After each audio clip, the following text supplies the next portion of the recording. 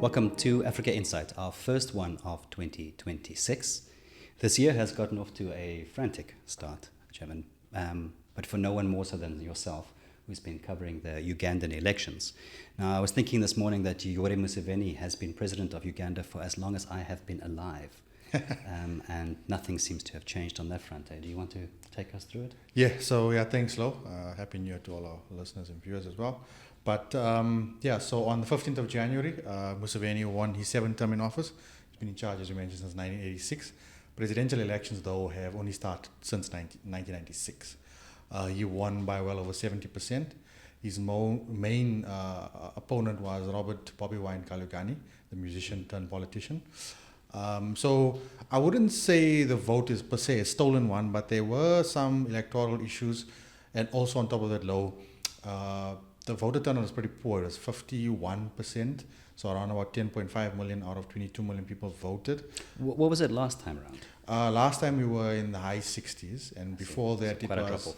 Yeah, and the election before that, when Museveni ran against Kizza Besigye, who was being arrested, that was close to 70%. So we're definitely seeing a decline. Right. Also, interestingly, Uganda has a big youth bulge. Around about 50% of the 60 million population are between the ages of 18 and 35. So it tells us also there's lots of voter apathy with people. But yeah, so basically Museveni won. It was dramatic on Bobi Wine's side. When they were counting the votes on Friday evening, he had alleged that the army had kind of a military op, and they tried to arrest him to stop him from organizing protests. They sent helicopters and drones, and he escaped. He's still in hiding. The rumors are he's in Tanzania. He actually gave an interview with Al Jazeera yesterday, saying that he's still going to contest the vote, but peacefully. I don't see much change in talking to our contacts in the country. A lot of people have accepted that change might only happen when Museveni dies. But also a lot of people know, I know it sounds bad, particularly to maybe people looking outside from the West, but Museveni has done good things for Uganda, steady economic growth, it's brought stability to the country.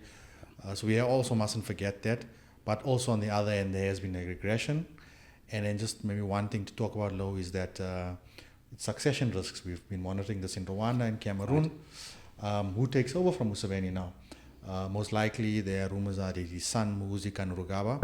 I know you're always on Twitter, but he's a bit of a crazy character. He's intemperate, to say the least. Yeah, exactly. He was tweeting, which you mentioned have been deleted, but he said basically he'd kill Bobi Wine, and he's tweeted, lots of vulgarities over the last year or so. Then his father has to apologize. Peacefulness, but again, another per se contentious election in Africa. Yes, so we spoke this morning that it wouldn't be entirely accurate to describe it as a stolen election. But we also felt that there were parallels between other elections, recent elections that the two of us have covered, specifically the polls in Tanzania, and also the election in Mozambique. In both of these elections, I think we agreed that the opposition were never really going to win those elections. So even if the playing fields were perfectly even, I don't think we were expecting Chadema to win in Tanzania. And the same in Mozambique, where Renamo has been weak for several election cycles now. And the new kids on the block, Podemos, who were contesting for the first time, were unlikely to unseat Frelimo on debut. Exactly. And so these elections, they were imperfect, to say the very least, but not exactly stolen elections. But we do find ourselves in the cycle where countries that have long-serving leaders, long-serving parties, keep going through the election motions, but they really don't leave anything to chance. And so we see manipulation, familiar manipulation, we see violence, and we see voter apathy. Exactly. In all three of those countries, we saw voters, I guess, starting to ask themselves the question, what's the point? It's all a bit performative.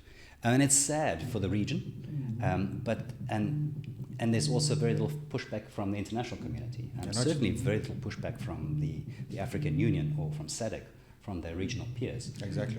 But the international community tend to tut-tut and wave their finger, and then we carry on where we left off. Exactly.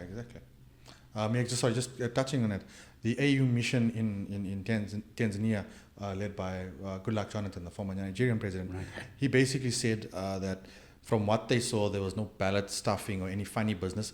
But the mission was such a small mission. He said they only checked 4 or 5 polling stations towards the end of the day. it's like methodologically speaking, that's not a great way to assess something. Sure. And he did say that he was concerned about the environment. So, the AU, we know they're more bark than bite. They're probably just going to condemn it, and then things will move on, as they are moving on in Tanzania now. Hassan is just trying to make a plan to his voters. But speaking of then these trends, Louw, we've got 2 other big elections in Africa. Do you want to maybe comment maybe on those? What do we think might happen there? Well, the first one is yours. That's in Ethiopia. Yes. It is in June. Yes. Yeah, June. And expectations are? Expectations are that, so in it's a similar system to South Africa, where you vote for a political party and then they elect their own president. Sure. So the main party there is the Prosperity Party, which is an amalgamation of lots of different parties, excluding the Tigrayans, which is going to cause a problem. So there we think they're going to win. Their parliament's massive, over 600 seats, but they should win close to 400, and they will probably elect Prime Minister Abiy Ahmed for a second term. There's no clear challenger there. But then the other interesting one is a Southern African copper king, Zambia. Yeah, so in Zambia, in August, they go to the polls. Expectations at this point is that Hakainde Hichilema will probably win re-election, and his party will probably maintain its majority, if for no other reason than the fact that the main opposition is in pretty bad shape at the moment. Edgar Lungu, of course, passed away last year. That party still hasn't elected a new leader, and so they're trying to get their house in order, but they've left themselves very little time to campaign. What's the opposition's name again? Sorry, just remind us. The Patriotic Front. Patriotic. Yes. So no expectations that they're going to launch a major upset, or that they're going to cause an upset in Zambia, if for no other reason than they're in a bit of organizational chaos at the moment, and Hichilema hasn't had the worst time in office. So I don't expect any surprises. But we will have more African insights closer to the time. We'll discuss both of these elections closer to the time. Definitely. And we hope that you can join us for those discussions. Thank you for joining Africa Insight this week. If you'd like more information on our products or services, please visit our website or socials.